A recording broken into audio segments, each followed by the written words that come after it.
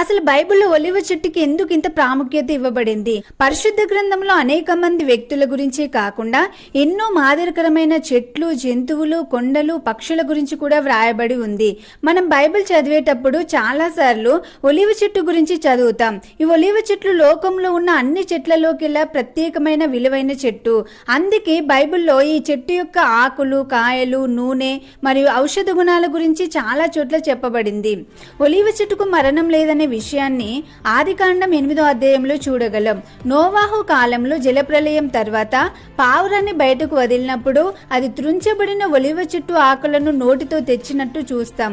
అంటే చెట్లన్నీ చనిపోయాయి, కానీ ఒలివ చెట్టు బ్రతికే ఉందని దాని అర్థం. కీర్తనలు 128:3లో చూస్తే పిల్లలను ఒలివ మొక్కలతో పోల్చారు.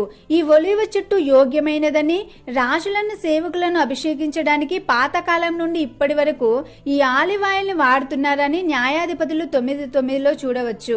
ఈ లోకంలో ఉన్న petrol, diesel, kerosene, palm oil ఏ నూనెకైనా పొగ వస్తుంది, కానీ ఒలివ నూనెకు పొగ రాదు. అందుకే నిర్గమకాండం 27:20లో చూసినట్లయితే భూమి మీద ఎన్నో చెట్లుండగా దేవుడు మోషేను ప్రత్యక్షపు గుడారంలోని దీపవృక్షంలో ఆలివ్ నూనెనే వాడమని చెప్పాడు.